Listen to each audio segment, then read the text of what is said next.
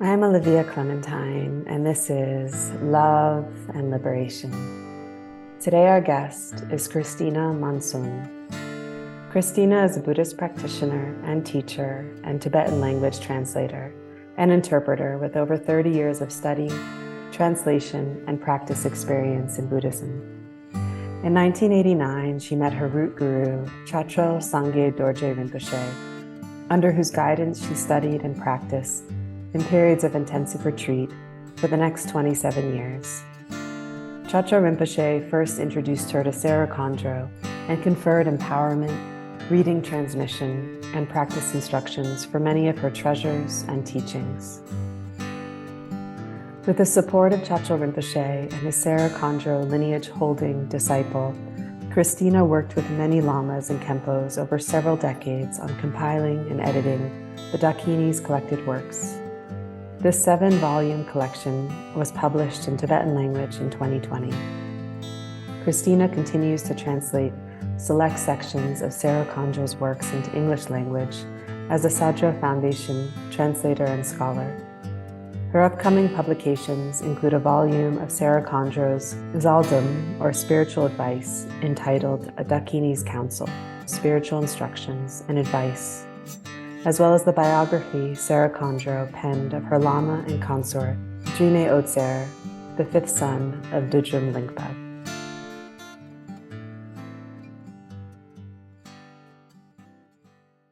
I'm so delighted to connect with you. It has been a long time coming. So thank you, Christina, for taking the time. Thank you, Olivia, for the opportunity to have a conversation about topics that are very near and dear to me.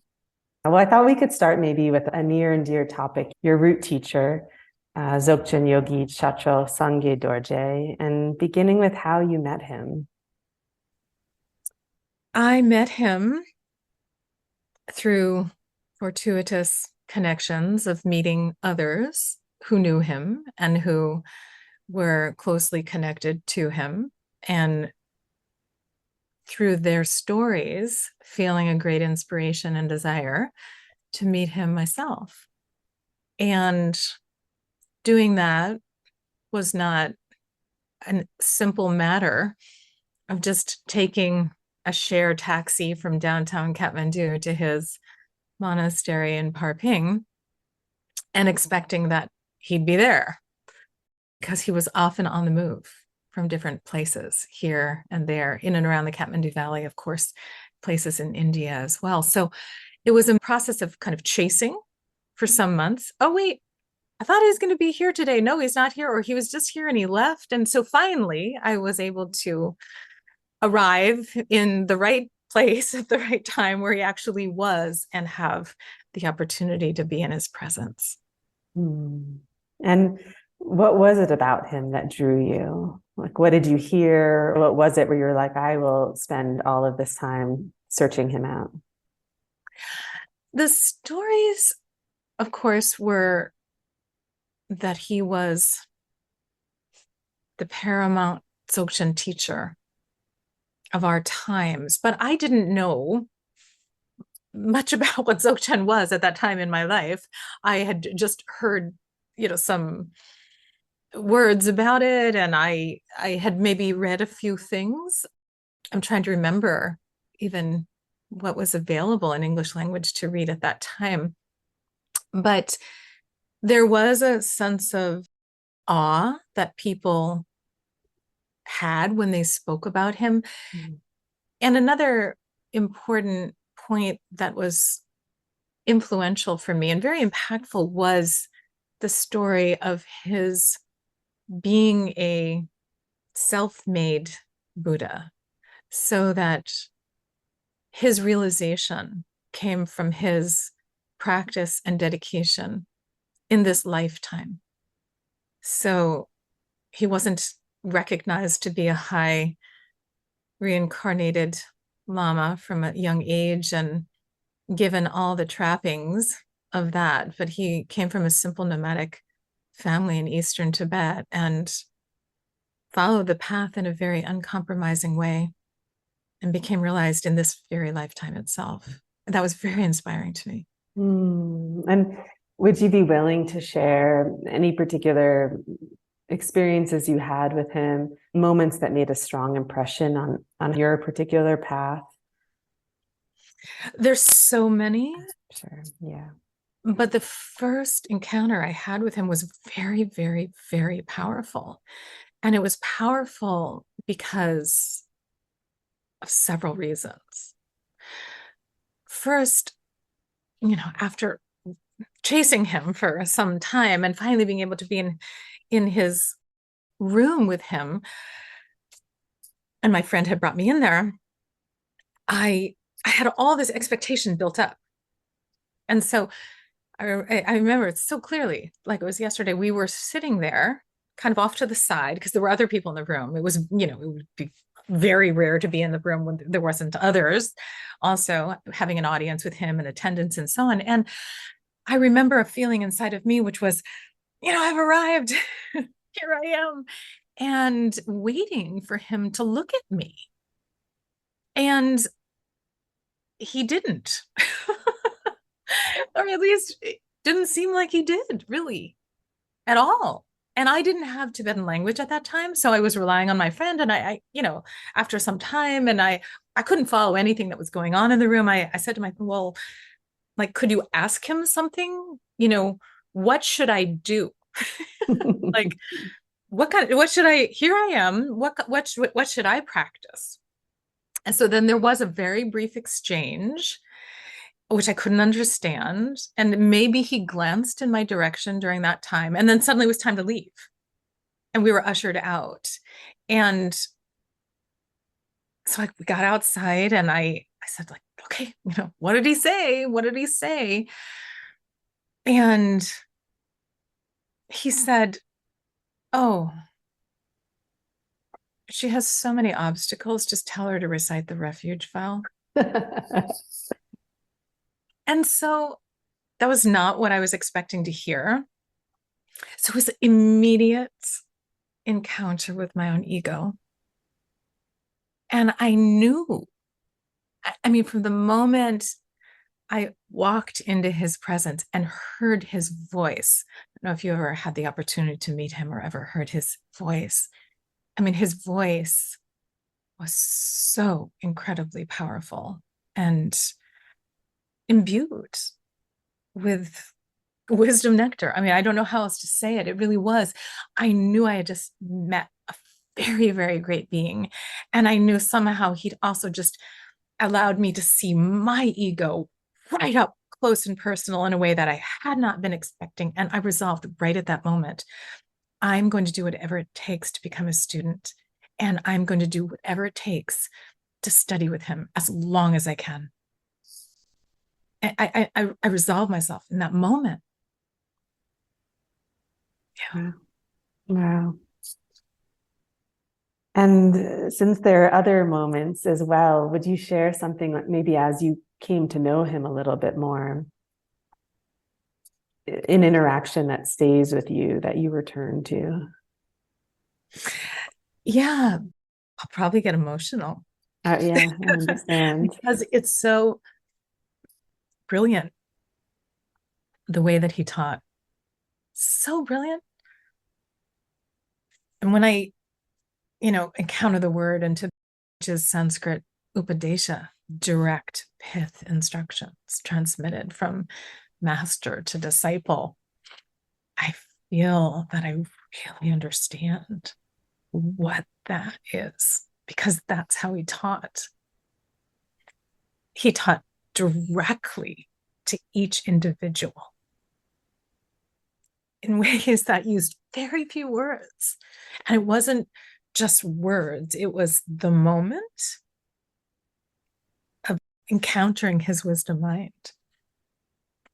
So one really beautiful moment that is one of the most precious moments of my life was in his retreat center of a place called the Lamacang up in Yomo.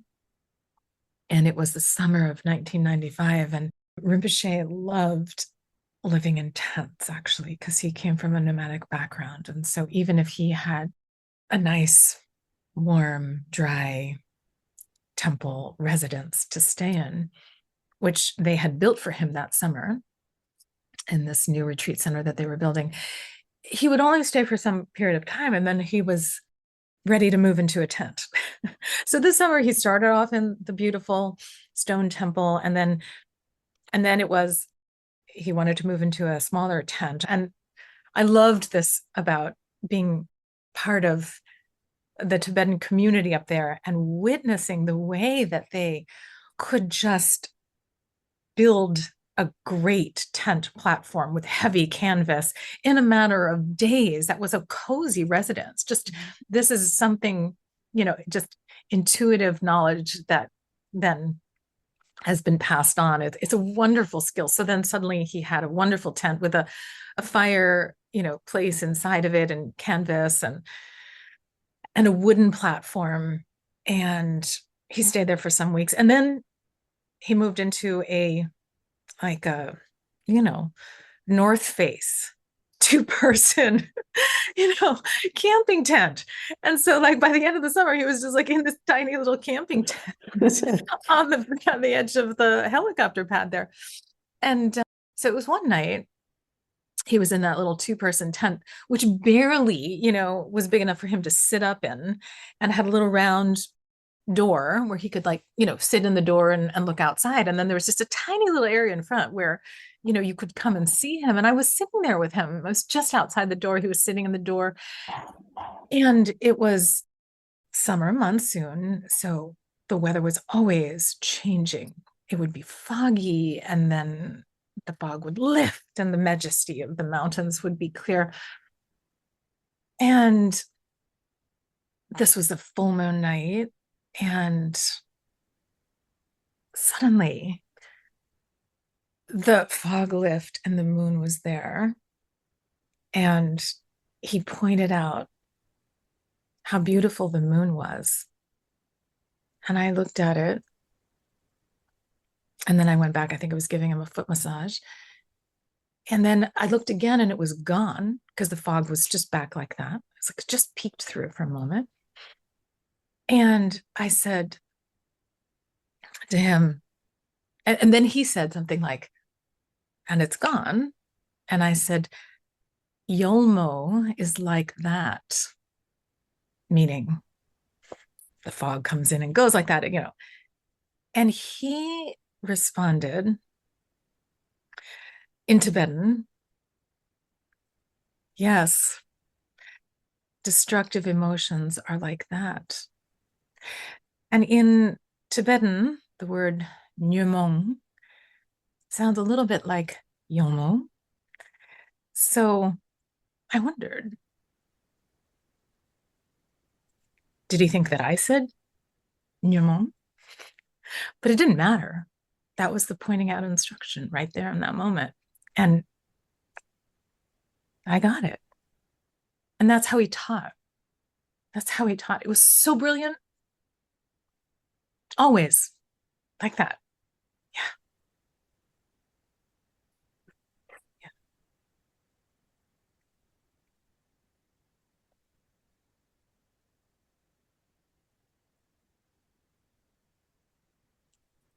I wonder what his temperament was like being a nomad, being somebody who became realized in this lifetime. What was it like to be around him in that way? I somehow thought I should be scared of him, because everyone told me how wrathful he was. And on a few occasions, I witnessed what I would call him being strict or stern. Actually, one time was with me, which I will never forget. And I was paranoid about, ever, because his presence was so powerful, his being, that, wrath or irritation, whatever, however we want to call it, it just a word or a slight intonation of sternness in his voice, you almost couldn't take it. It was just so overwhelming. And yet, I would say, 99% of my experience with him was of his incredible loving kindness, warmth and gentleness. And from the beginning, literally, I never felt anything but complete acceptance of me as I was, who I was, never needing to be other than what I was, and complete confidence that I could also practice.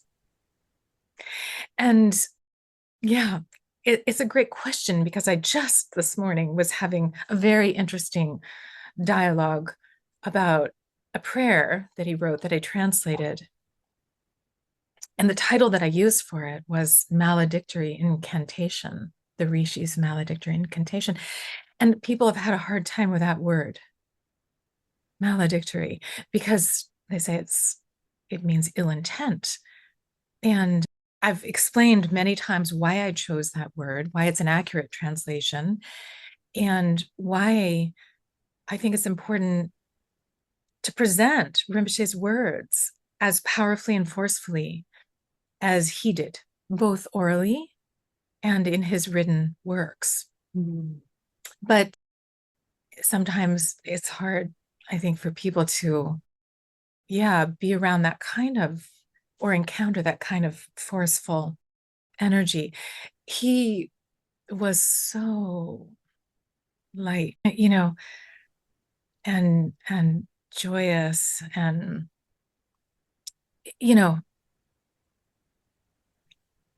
the vibration of his realization was absolutely tangible, well before you were even physically before him, but just coming into like Siliguri, or a place where he was living. I could feel it. I noticed it in my perception. And so then to sit before him was to sit in that pristine, lucid wisdom awareness of his. And that was the overwhelming experience. Thank you for sharing that. And going into the belief he had in you being able to practice, I know you've done a lot of intensive practice and mountain retreat, and I wanted to speak a little bit about, or hear a little bit about, your periods in mountain retreat. And was that guided by Chatral Rinpoche? Yeah. Yes, it was. And I had the great fortune of being introduced to Rinpoche by one of his students, who's a Western practitioner as well, and who had built a cabin. It was a very lovely cabin, retreat cabin, on the outskirts of his seat in Helambu, a place called Nading, where he had spent many, many summers and long periods of time. And Rinpoche gave me permission to stay in that cabin. And so I did extensive periods of retreat there. And I was there when he was there. I was there when he was also not there. And when he was there, I was able to go over and see him in the mornings and check in with him. And he would always ask me, "Did you see a leopard?" That was like the morning question. I would come in, "Good morning, Rinpoche. Good morning. Did you see a leopard?" I saw many animals up there. I never saw a leopard. Many animals came and landed on the roof of that cabin. I don't think there was ever a leopard. I don't know if there was. But yes, he was guiding my practice always. And this is the place that he also gave his heart instructions. So I believe it was the summer of 1994, he bestowed Sera Khandro's commentary on Dudjom Lingpa's root text of the Nangjang up there to a group of disciples, and to another group he was also giving the Yeshe Lama teachings. And these were teachings that lasted months, and so there was a short period of teaching in the day, in the morning, and then all the disciples would go back and practice the instructions that had been given. And then one by one would have to go and give an interview with him to clarify one's practice. What was the experience? And then he would give his responses and insights to that. That's how he guided. That's the traditional way of giving Dzogchen instruction. And it's so beautiful. Yeah, that's incredible. So you would spend months fully immersed in whatever teaching he was given at the time, whatever he was giving at the time, until it was complete. Yes. And then so, when he wasn't there, I would also then just be doing the practices that he gave me. I did do a practice for 10 years.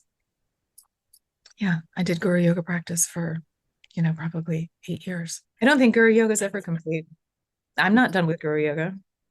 It's my main practice. He first gave me the short ngundro from the Dujum Tersar. I completed that. And I also had been studying with Tulku Urgyen Rinpoche, and so I did a ngundro from the Chokling Tersar as well. And then finally, he gave me the transmission for the ngundro practices from Sera Khandro's treasures.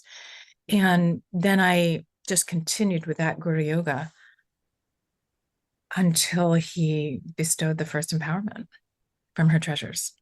One time I asked Rinpoche, I said, is it enough to do Guru Yoga and then practice Dzogchen to become enlightened? And he said, yes. So then it was interesting. I thought, oh gosh, good. Then I don't have to do any, Yidam retreat. I don't have to learn all the rituals associated with different Yidam practices or go into that. So okay, good. Then it's pretty simple. but then he gave transmission, and so he,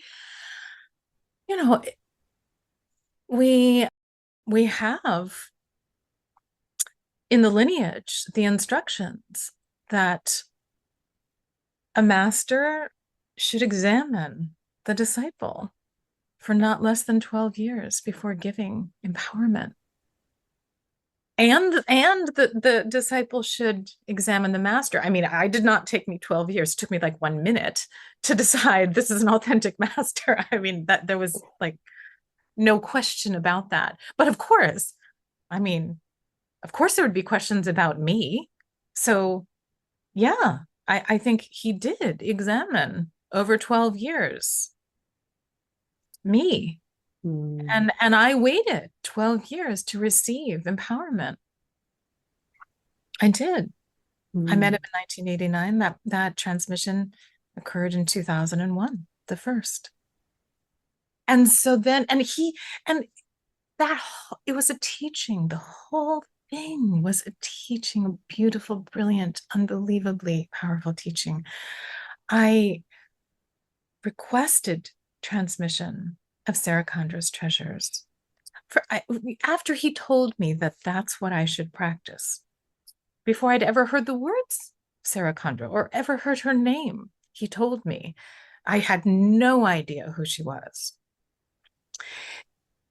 And then as I learned more and the way that one should request and it was in my mind, okay, there's a progression to the path. And this is what you do. You do ngundro, and then you have to do other deity practices. And so then I did ngundro and I did Guru Yoga for some years. Okay, I'm ready. And I was requesting, offering mandala again and again, year after year, sometimes twice. And I remember one time after I did that, he looked at me and he said, he held up a vase. He said, I can place this on your head. And that's not the actual empowerment. I was like, okay, no, that's it then. Thank you. I got it.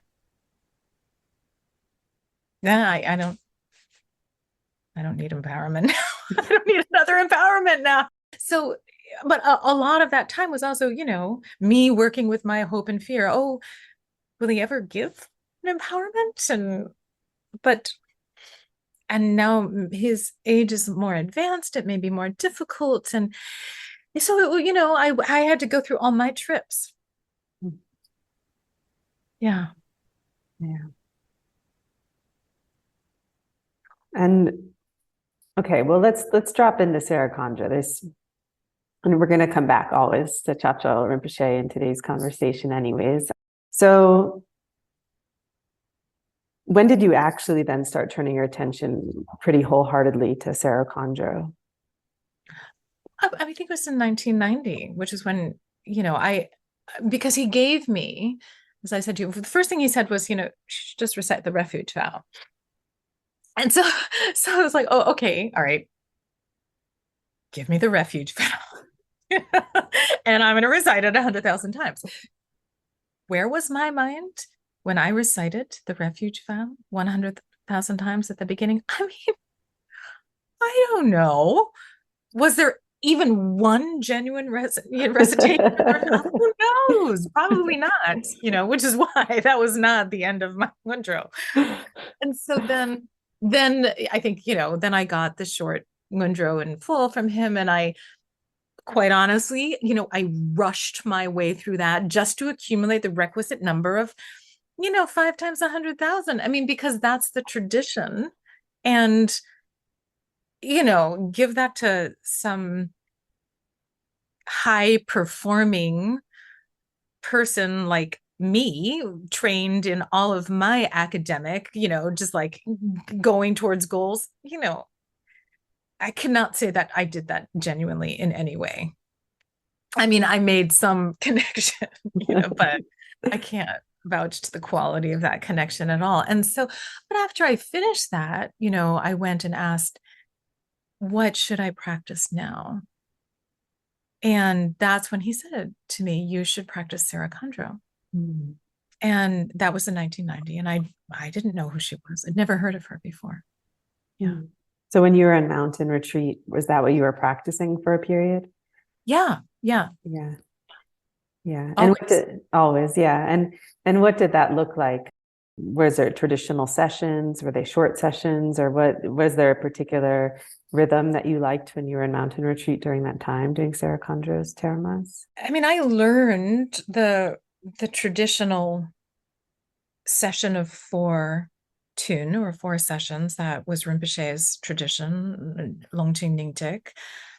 So it was morning 3 to 6, and then 7 to 10, and then 1 to 4, and then 6 to 9. And I was able to do that to the best of my capacity for periods in retreat. I found 12 hours in session hard. So sometimes I would abbreviate, and so sometimes 3 o'clock, I just couldn't get up at 3, but I would try to do 4 to 6. And then I guess I just found I needed more sleep. So then I might do 6 to 8, in the evening. But I kept a very rigorous schedule of sessions most of the time when I was in retreat, except when then he told me there are no sessions now, and you have to practice in a different way. No sessions, no breaks. And that would be different. And so what did that start to look like for you? No sessions, no breaks? Really working with remaining in recognition of awareness as a continuous flow. And so the practice of trekshit, throughout the day. I cannot say throughout the night. Definitely. And I would still say plenty of sitting, but not like, okay, it's 10 o'clock now, and now I can get up from sitting, but just the whole day, really sitting. But it's short glimpses, many times repeated. That's the practice. Whether one is sitting, whether one is making some food, washing dishes, doing some study. I would always do a little bit of study and some reading. Sometimes I would journal, but the study was always there. Yeah, to some extent. I mean, to study a prayer, I was always studying Tibetan too. I would say just like learning, practicing my Tibetan, reading, and making sure that I was understanding texts that I had. But also, there were periods of time where, there was no text, there wasn't any, no reading, nothing, not honing in on anything written about how to practice, but really just trying to the best of one's capacity to remain in the natural state. Mm. Yeah. And in terms of Sera Khandro and Chatral Rinpoche, and then his longing for you to study and do Sera Khandro's termas as your main practice, what is it that makes Sera Khandro so unique?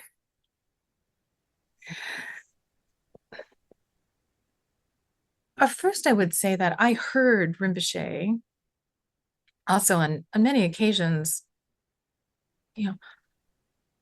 talk about the three of the main treasure lineages that he was a Dharma holder for and transmitted: the Dujum Teresar, the Longjing Ningtik, and Sera Khandro's treasures, all extraordinarily blessed, infused with the Dakini's warm breath, and all that a person needs to traverse the path to awakening. And so they're all sublime. And Sera Khandro is unique, in my personal opinion, because there's such depth of scope to make a connection with her inner world through her writings, through her biographical and autobiographical writings, which are unique, coming from a woman in the tradition of Tibetan Buddhism. We won't get too much into her life per se, so many facets that are significant turning points for her. But just in general, for anyone that's new to her, will you give a general timeline, birth, death, and just a couple things that would be useful? Yeah. So Sera Khandro was born at the turn of the last century in 1892. So just as, the world was about to jump into the 20th century. And she was born in Lhasa. She was born into an aristocratic family there. And she made very dramatic choices in her life to leave what would have been a comfortable and fairly safe, prescribed life as an aristocratic woman, to follow her heart's desire to practice the Dharma and a teacher that she was deeply connected to Eastern Tibet, to an area known as Golok, and devote herself there to practice and discovery of her own revelations, treasures, and never went back to Central Tibet, lived in Eastern Tibet, which we could really think of almost as a different country.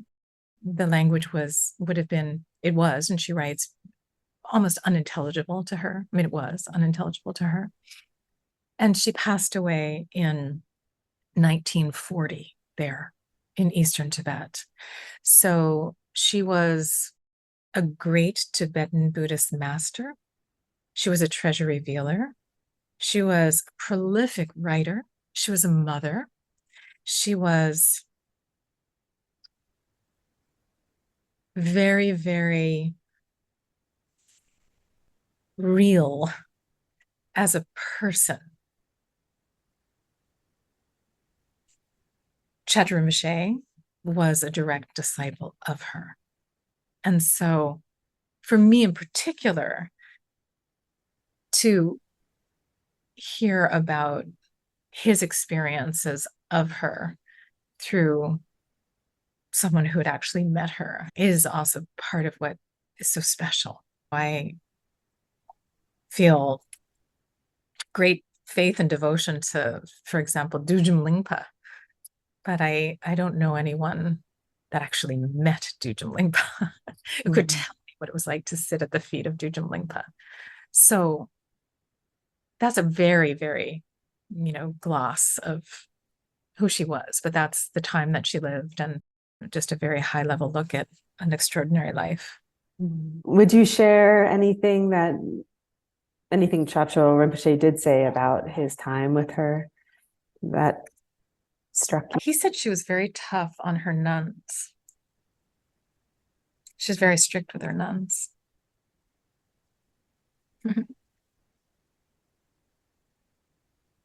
Yeah, that's one of the things that he told me about her.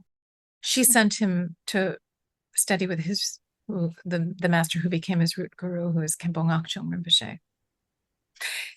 He was filled with devotion to her, and almost the times that I saw Chatral Rinpoche weep would be talking about her life, transmitting her autobiography. Yeah. She had a life that had a lot of hardship. Yeah.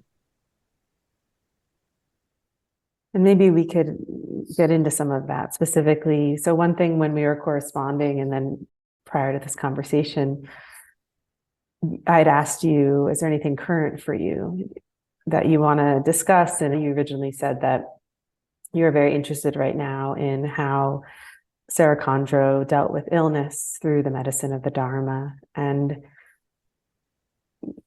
yeah, maybe we could start there as to both why it's current for you right now and what you're learning from her. Like how can one use Dharma, the incredible brilliance and generosity of Dharma when dealing with illness? Yes, it's a very timely question, as you know. When I think about this year, Western year of 2022, it is a year for me that I would say will be one of the most transformational years of my life so far. And that started with the sudden passing of Dudjom Rinpoche, Sangye Pema Shepa, last February. I was deeply impacted by his departure because I was very, very close to him.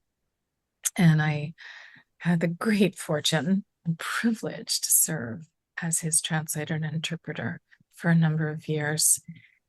And that was such a painful loss. And I was floundering.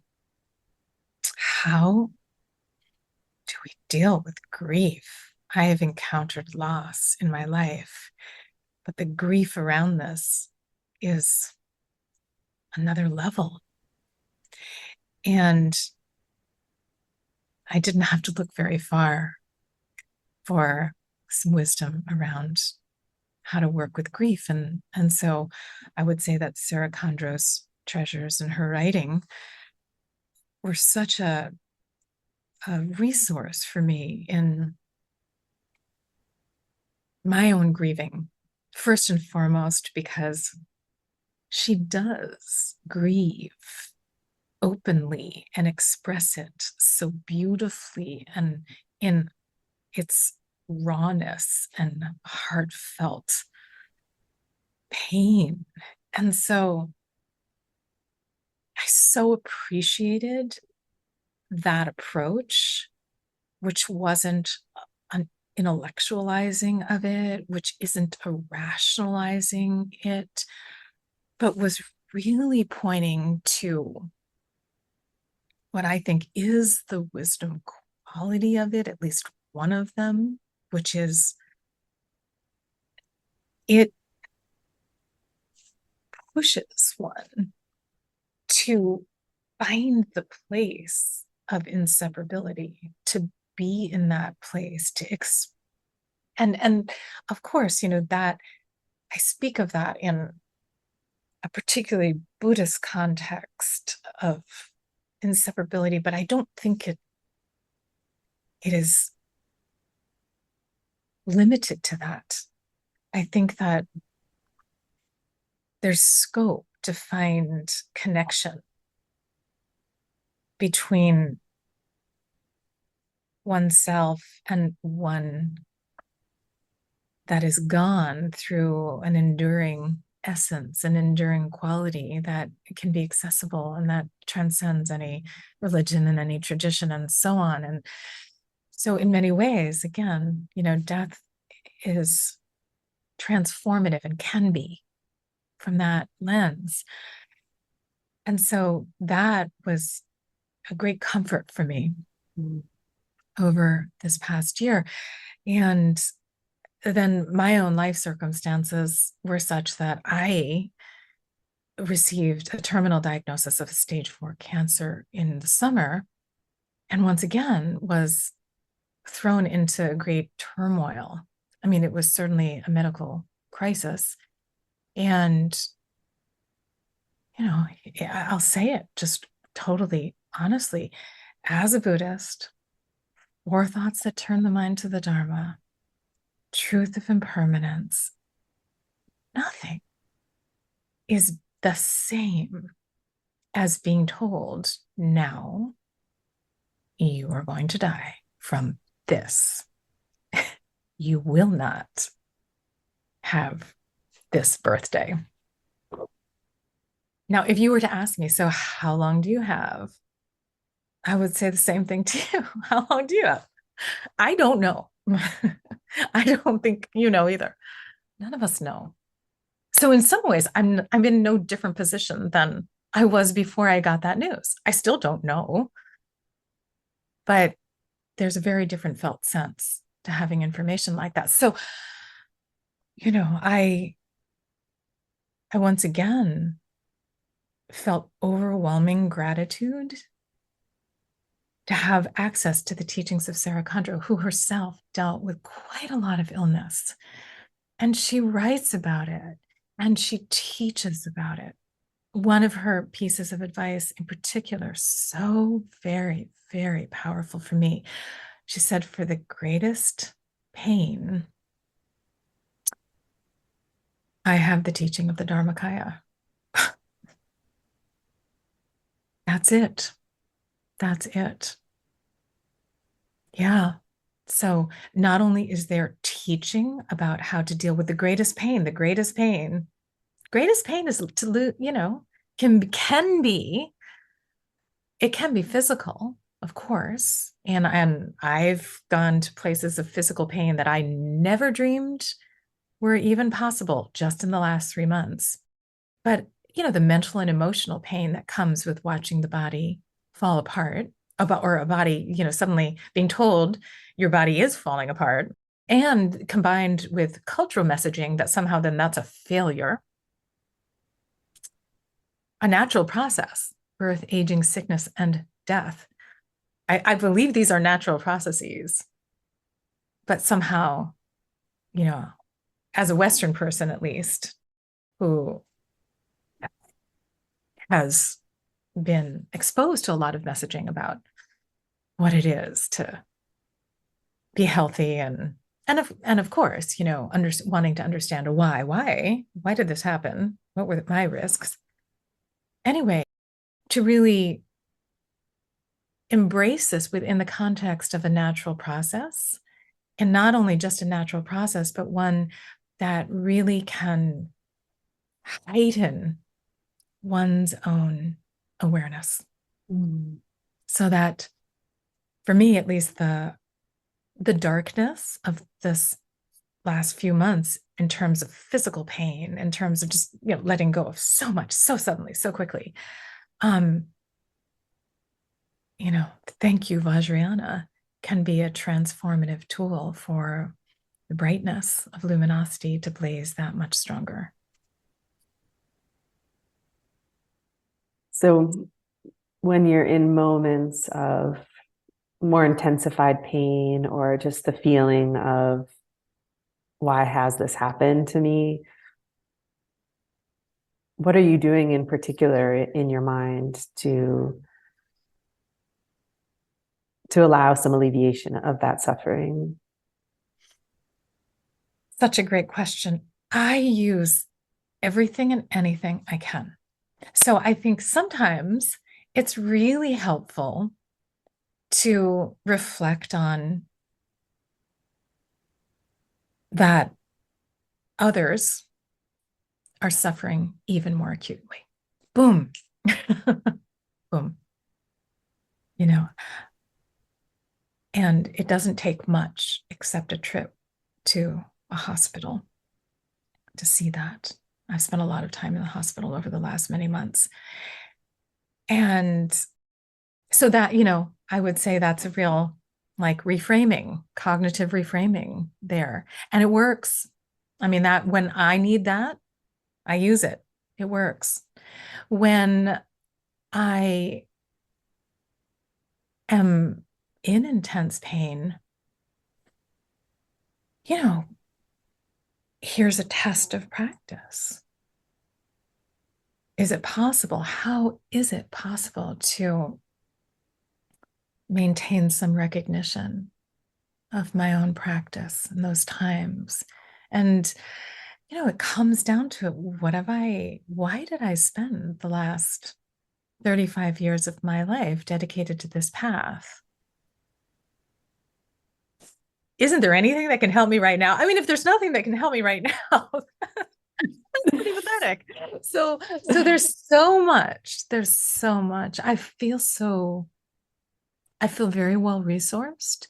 I feel that, it's kind of like a given. Aversion, I mean, this is core teaching, aversion magnifies pain, magnifies it. So for me, it's not just a question of acceptance. Oh, I got something I didn't want. And you know what? I'm not the only person who gets something that they don't want, but I got something that I didn't want. So it's a given that, it needs to be accepted. But for me, I want to go much beyond that. I want to go much, much further than that. I want to really work on levels that allow me to embrace and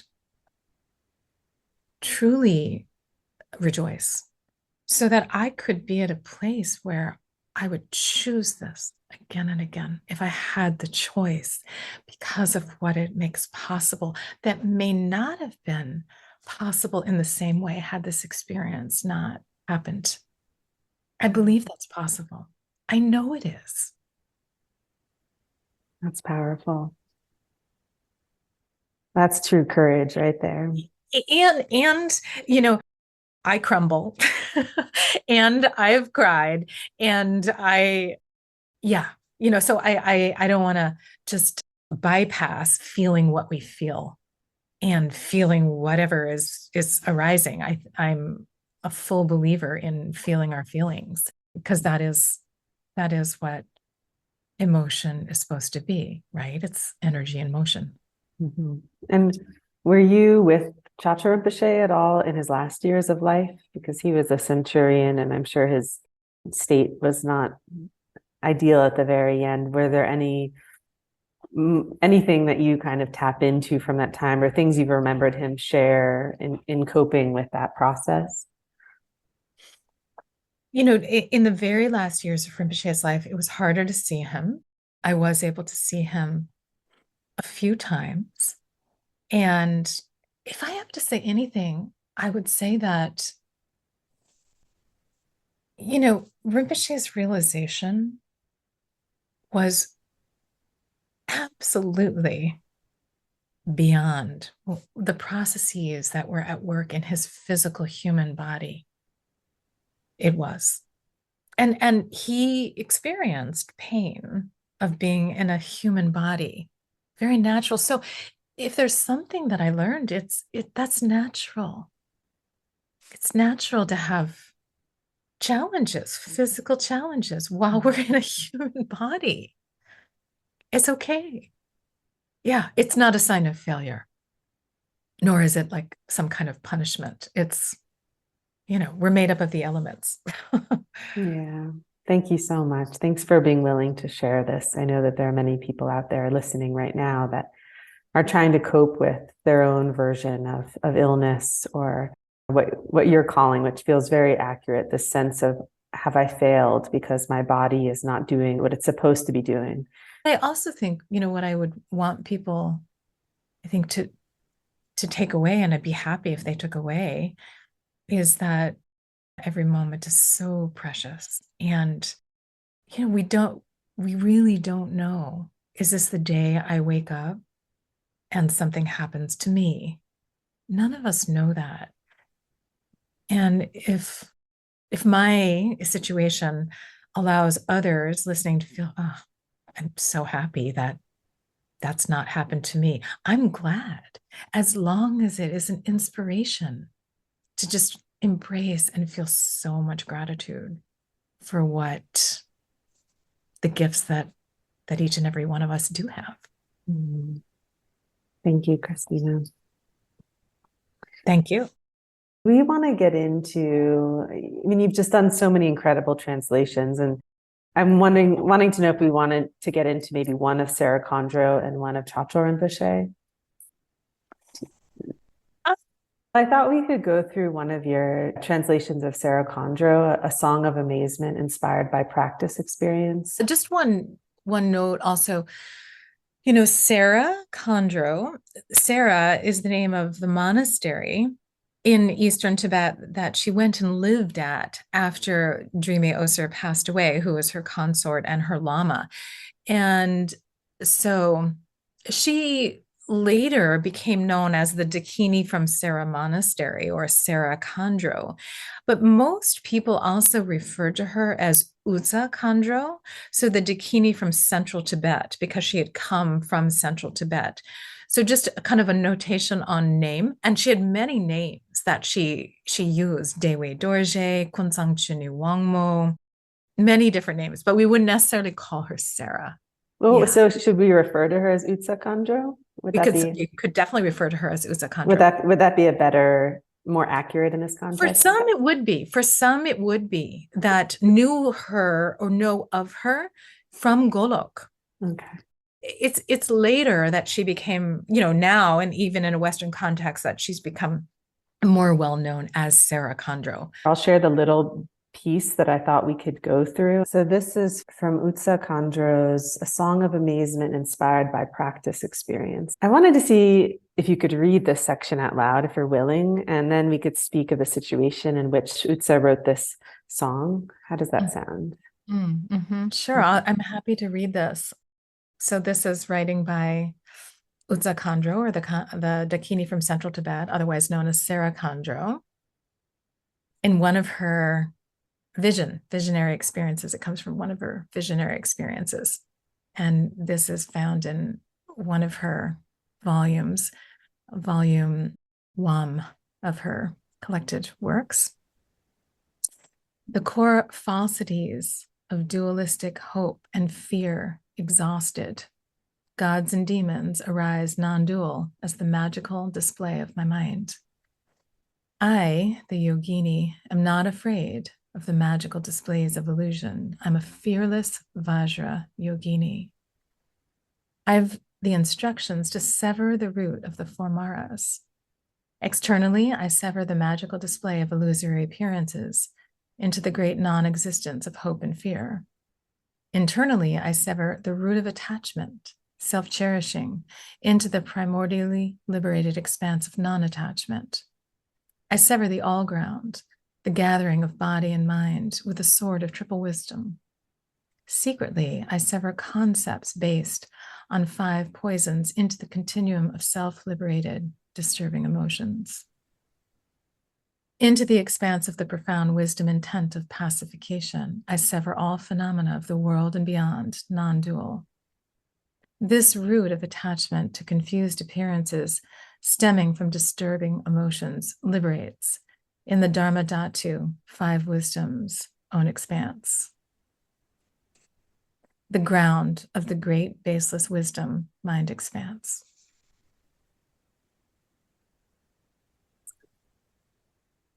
As a translator, I'm never satisfied with my translations. So every time I read something, I think, oh,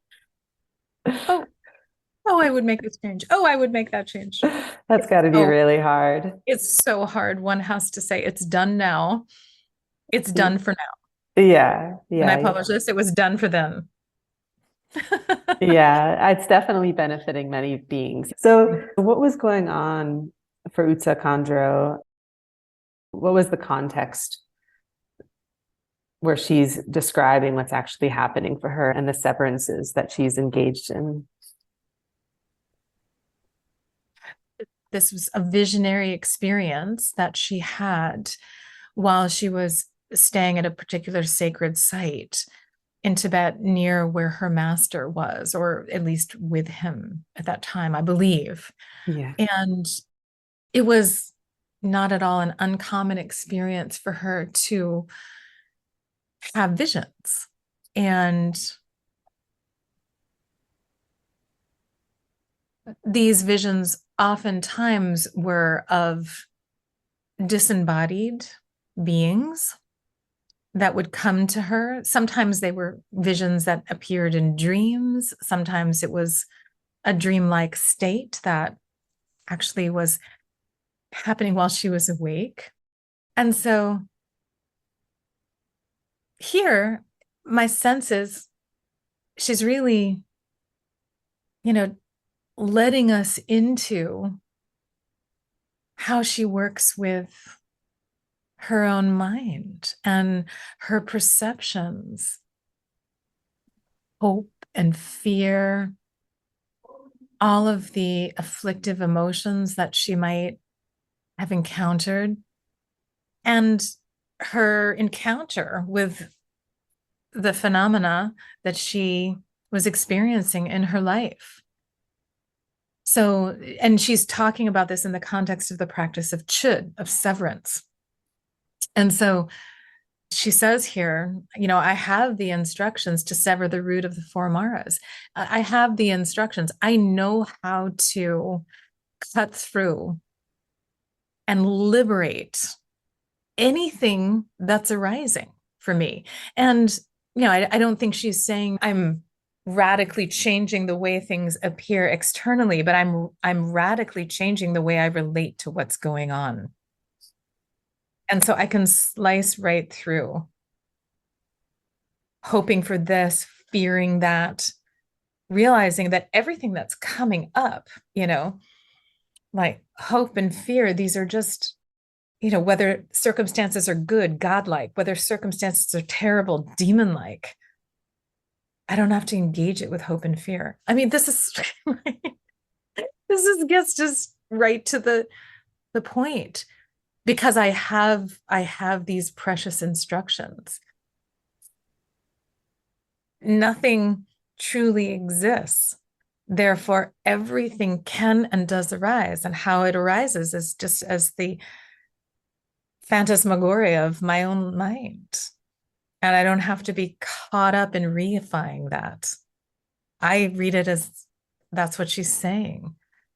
And, all of this comes from all the difficulty that I might encounter around it just comes from self-cherishing. So I get, I know how to slice through that, my obsessiveness about myself that brings all this hope and fear. I can get beyond that. And, I sever the all grounds, the gathering of body and mind. So the consciousness from which, is the repository of things with the sword of triple wisdom.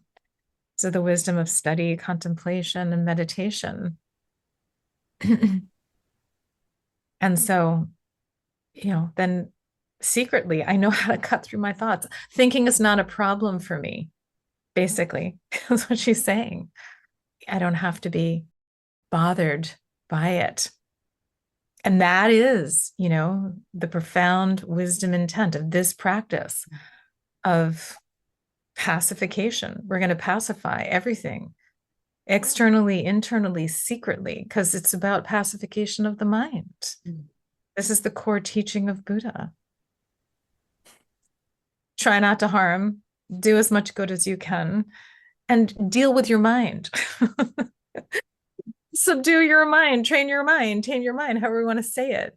Just like gain some mastery over your mind, because it's all, coming from there. I mean, that's the way I read it. And it's such a beautiful and poetic presentation of that within the context of the teaching of Chud. And so much of her writing is like this. It's extremely eloquent. It's very, very poetic. It's weaving in very profound practices and presenting them as direct teachings. Yeah, I appreciate it so much. I can just imagine her in a space where, yes, she's seeing these demonic creatures and she's proclaiming her invincibility or indestructibility. And you really feel it the way that you translate it. It gives you confidence. It encourages you to practice because there's no gap of insecurity in her self-recognition. It's extremely powerful, this piece. And obviously we're just reading a part of it, but even still, this piece alone, how much she's able to contain is really meaningful. I love that you just said there's no gap in the continuity of her self-recognition, because that's, I think, another aspect that I find makes her writing so very unique. She can be writing in one verse about seemingly ordinary kinds of phenomena relating to family and quarreling and strife with a partner. And the next lines let you know that a part of her is completely beyond that, even as she's experiencing it. There's many beautiful pieces in her shelldom that have that kind of dichotomy. Some in which she talks about herself from a worldly point of view as the saddest person that there could be. No one sadder than her. And from a spiritual perspective, from a Dharma perspective, no one happier. And that is deeply inspiring. Well, for the sake of time, your time specifically, I also thought we could touch on something that Chatral Rinpoche shared, spontaneous advice connected with a prayer.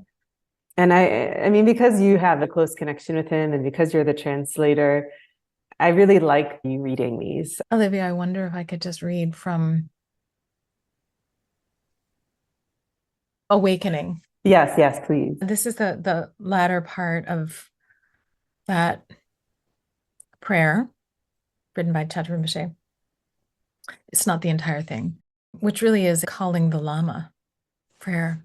It's a supplication that Rinpoche wrote for disciples to make a profound connection with him. Awakening previously accrued merit and imbibing the nectar that ripens and liberates. Ignorance, negativity, emotionality, confusion, and its imprints are purified into unborn Dharmakaya. And with effortless compassion, the realms of suffering beings are emptied from their very depths. Such an extraordinary gift can only come to a spoiled child like me through the kindness of the Guru, my true father. Without hoping to know all while missing what's most important, I'll remain throughout my life within the understanding of the one thing that liberates all. Glorious Guru, please save me from a journey full of mistakes and pitfalls. Aside from fervent prayer, relax in non-doing, letting go of even virtuous deeds. And now whatever happens is in our hands. Be certain. This is the last section. Like a flowing stream, day and night, thoughts and perceptions became unending wisdom, with meditation and post-meditation equaling complete. So I may savor everything as a single taste. Beloved Guru, please know me.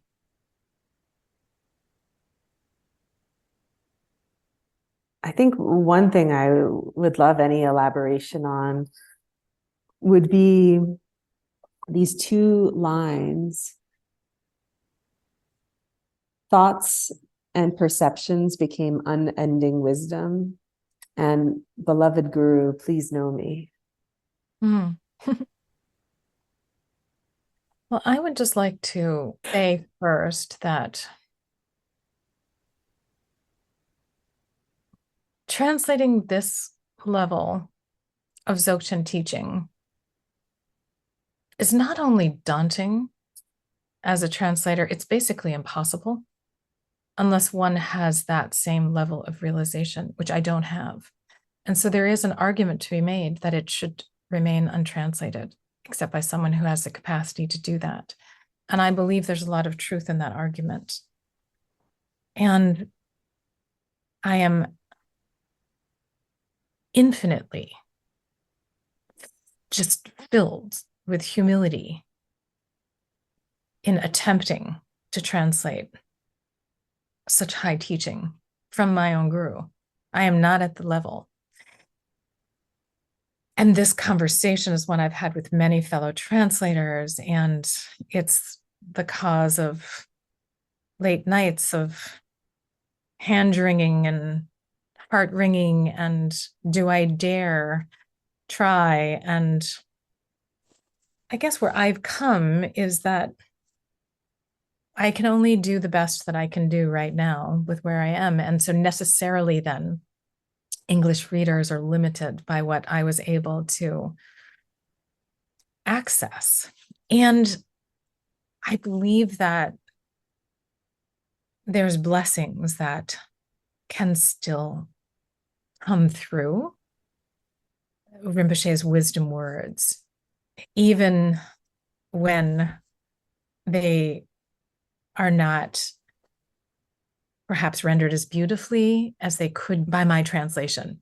This is an extremely difficult prayer to translate. I went through so many different versions of it. I would still make changes. Again, it's one of those places where I had to say, this is the best I can do right here, right now, where I am. I read it again right now and I think, oh, well, this is obvious. I would change this. I would change that. What is it about it in particular that's so challenging? Is it finding the right words or being even just to know how to? Yeah, one of the things that's really challenging is that Rinpoche is speaking here about a state of realization.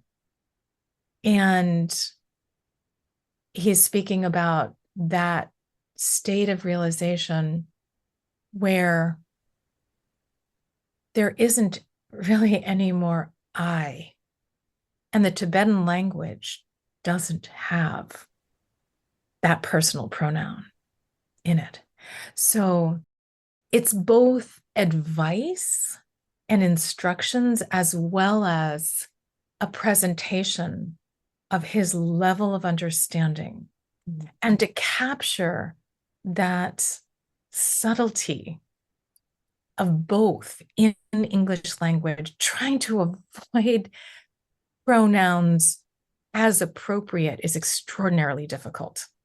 He didn't write this like, I am doing this, I'll remain throughout my life. No. So you've got to help an English reader make some sense of what is loads of subtle nuances in the Tibetan, almost impossible to capture with that degree of refinement in English language. Mm-hmm.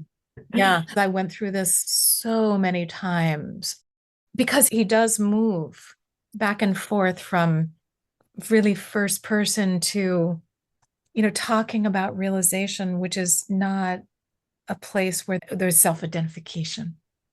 Yeah. But to your question, thoughts and perceptions became unending wisdom. So I read that as when resting in recognition of mind's nature, it's not the case that one becomes unconscious or the mind's natural activity of thought ceases and there's no perception that's happening.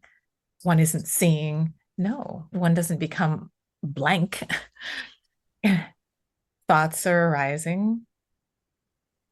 things are heard, smelled, tasted, seen, but there's no breakage whatsoever in that recognition. So all of that, as it's talked about, is just ornamentation. Thoughts are the natural expression. Perception is unceasing. And all of those doors of perception have their own wisdom qualities to them. So whatever it is just becomes this unending experience of wisdom awareness. And then at that level, there's no breaks between a session and a post-meditative experience.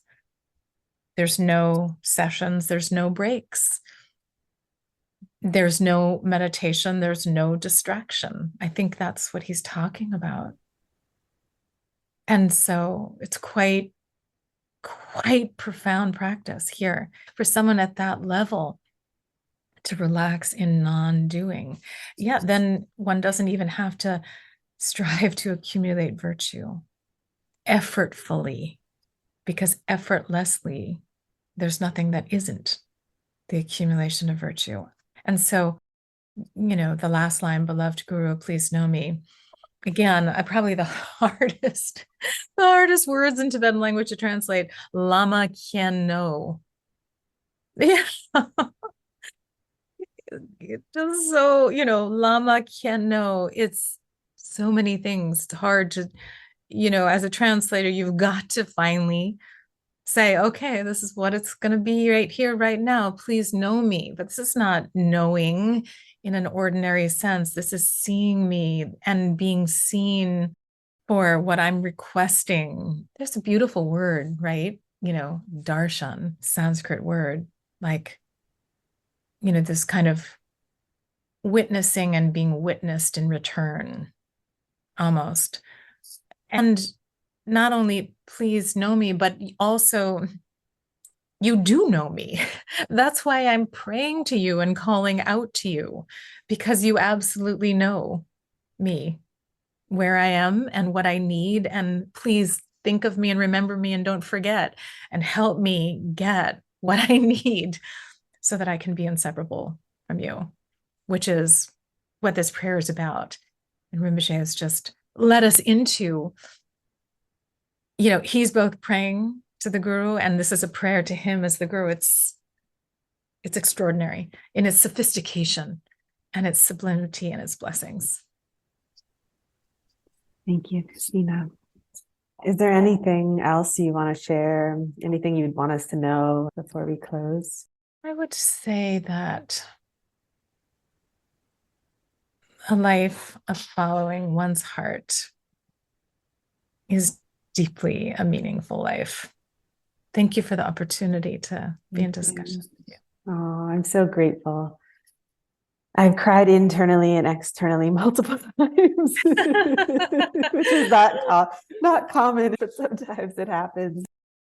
Sometimes moments are so precious we don't share them. So yeah, I'm thankful that you were willing to share a little bit. I hope it inspires anyone who listens. I think that would really be my wish too, that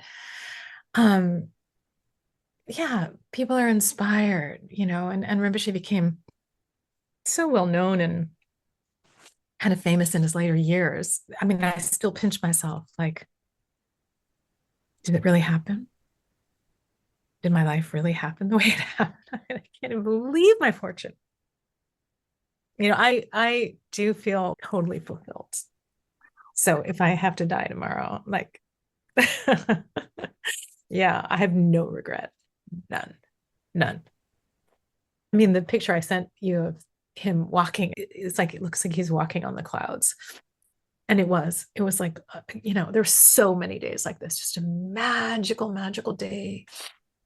Many of us from the retreat center followed him high up into the mountains above the retreat center for a picnic. And he's so happy. And it's like his feet almost didn't touch the ground. He's so light on his feet. So beautiful. He was so kind to me. I mean, I would really lose it if I started. Yeah. So I'd love for people to be inspired. This path is absolutely brilliant when it's followed the way it's meant to be. Yeah.